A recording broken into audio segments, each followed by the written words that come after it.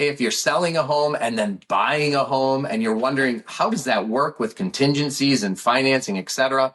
That's what we're going to talk about today. My name's Travis Andersen, your local real estate expert. I'm here with Peter Lindquist. Let's get started. Hey, Peter, a lot of our sellers are just kind of concerned about how do they qualify or finance their next purchase. Why don't you touch on that a little bit for us? Yeah, it's a big question for a first-time home seller. I've got this thing, I've got this house, I've got that mortgage, and now I want to go buy a new house. How does that work? Let's start with this. When I do a pre-approval for a buyer, I'm going to start with the ideal circumstance, and that is you've sold your current house and you're buying another one, because now I know that you've paid off that mortgage. We don't have to qualify you with that mortgage debt. You've got whatever equity that came from the sale of that home, however much you walk away with after costs are paid, and you're using that for down payment on a new house. That's the ideal world. And that ideal world can happen in one of two ways. One is you sold and closed your house in March, and now you're living somewhere for a couple of months until you find another house. That's one way. That's not very convenient. The next most convenient would be to buy the next house contingent upon the sale of your home. So now the pre-approval says you are pre-approved as long as by the time you close on the purchase of your new home, we can prove that you have closed on the sale of your old home. And oftentimes that's happening on the same day. So it's a Friday morning at 9, you're closing on the sale of your home. You've got X thousands of dollars from that, and now that's being applied to your new home. It's closing a couple of hours later. So we can pre-approve you based on that assumption that those things are going to happen. That's called a contingent offer. Travis, can you kind of walk us through how that works and how common it is? So, Peter, there's 3 different check boxes in the purchase agreement regarding contingency, and every purchase agreement has to check at least one. And the first checkbox is contingent on the sale of a home. Now, that would be that we haven't even listed the home for sale yet, and we're going to put a listing date in the purchase agreement there, okay? And in that instance, your purchase agreement is, of course, contingent on the sale of your home, and that does not happen very often in a strong seller's market. In a stronger buyer's market, you can see it more often. The second checkbox is, hey, I have a home that I've sold, and my purchase is contingent upon the successful closing of that home. That happens much more often, or at least in a seller's market, it's at least very acceptable. And so that happens often enough. And then the third checkbox is whether or not you have a home or not. It's just that you don't have a home that's required to sell. And that could give us into sort of like a third option that you and I like to do with some of our clients, where, Peter, let's say I do own a home, but I don't write a contingent offer. What are some options that a buyer would have on that, or a seller and a buyer would have on that? That is a big thing in today's market, because in a multiple offer situation, if my client is trying to make an offer contingent upon the sale of their home, they're at a big disadvantage. Sellers are not real keen on that because it's an unknown, right? And so if they've got somebody else that doesn't have to sell their home, they're going to prefer that. So how do you make an offer that's not contingent on the sale of your home? That can be done in a number of different ways. The first thing is you need to be able to qualify to own the new house and that mortgage along with the house you're exiting, and any mortgage plus taxes and insurance and association dues on your old house. So typically, if you've got mortgages on both, that's going to require fairly strong income in order to be able to accomplish that. That deals with that part of it. But the other part is, you're expecting $50,000 or whatever it is from the sale of your home. You want that to go into the new house. So how do we get that money? A couple of different ways. The easiest way is if you've got 50,000 sitting in the bank, use that money, buy the new house, sell your old house, you get 50,000, replace it in the bank. Okay. That's the easiest.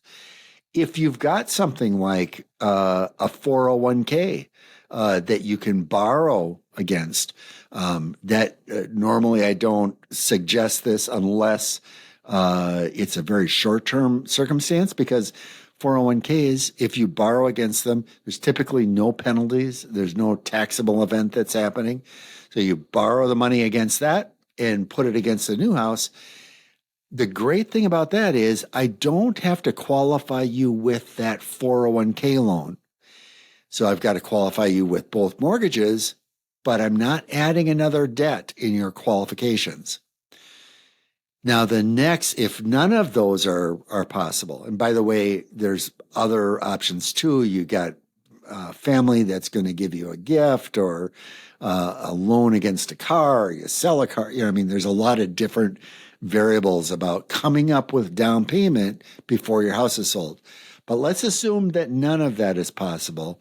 Then we deal with bridge financing. And bridge financing requires an even stronger income scenario, because now you've got to qualify against the old home, or qualify with the old mortgage, the new mortgage, plus a third loan that is called a bridge loan. And that loan is typically a second mortgage on your old house. There are some banks and credit unions that will specialize this and will help us in this scenario where you're borrowing money that is secured by your old house. There are limitations in terms of you normally need some significant equity in the property in order to be able to accomplish this. But they'll lend you a portion of what you're going to get anyways when you close on the sale of that home. So if I have $80,000 of equity that I want to put against the new home, I might get $60,000, okay, from this loan that I'm using against the new home. That bridge loan, if I can get you pre-approved for that, now you can make an offer that's not contingent upon the sale of your home. And that strategy can be all the difference in the world between getting your offer accepted and not. The biggest thing that I want to say about that is you need to be prepared.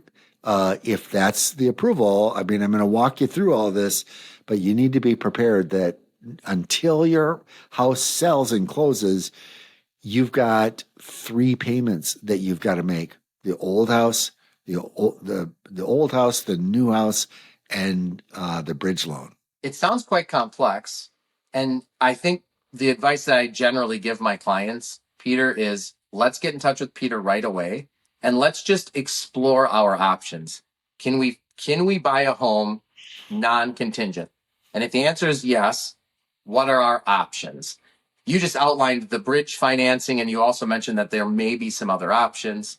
And I think you're absolutely right, but we really should get them communicating with you as quickly as possible so we can explore those options. Wouldn't you agree? Yeah, and I'll just say it's a long conversation.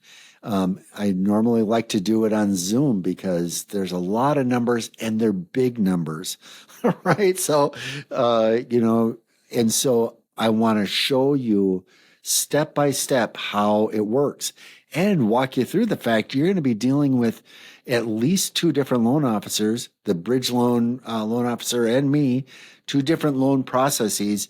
So it gets busy. It can be frustrating, but it can make the difference between getting your purchase accepted or not.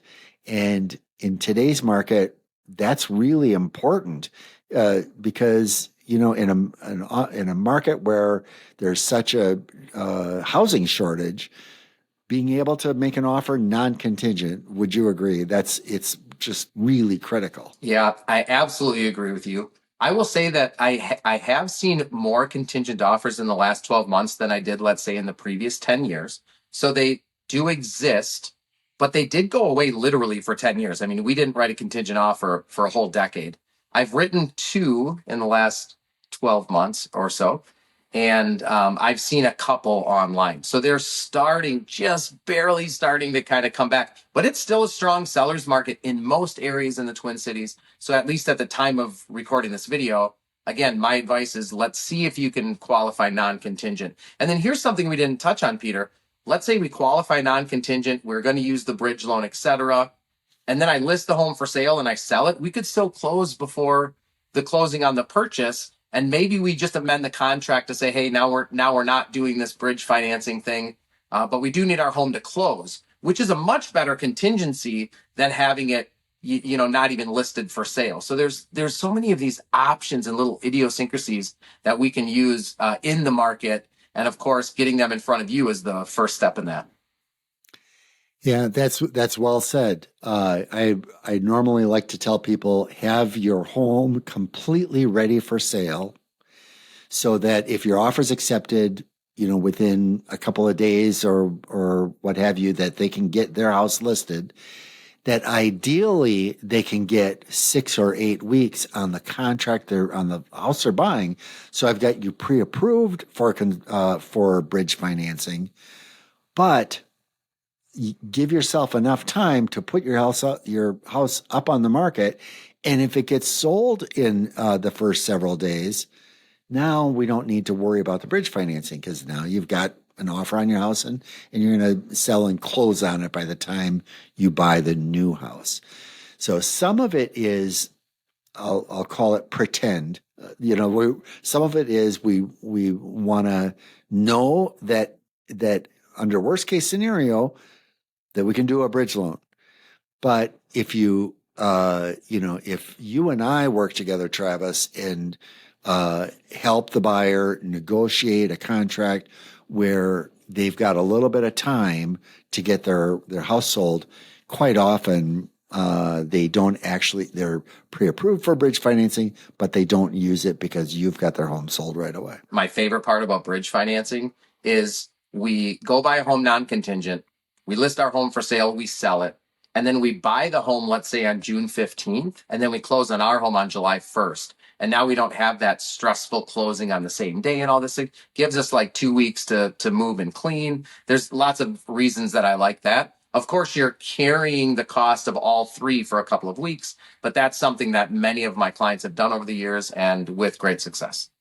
Hey, Peter, thanks so much for your expertise here. And like we talked about in today's video, it's, there's 3 options on a purchase agreement. There's contingent on the successful closing, and then there's non-contingent. And you touched on bridge financing and spoke at length about that. And of course, there's lots of other options. And look, if you like this video, please, hit the like button, subscribe, comment in the comments section. Peter, really appreciate all your time here today.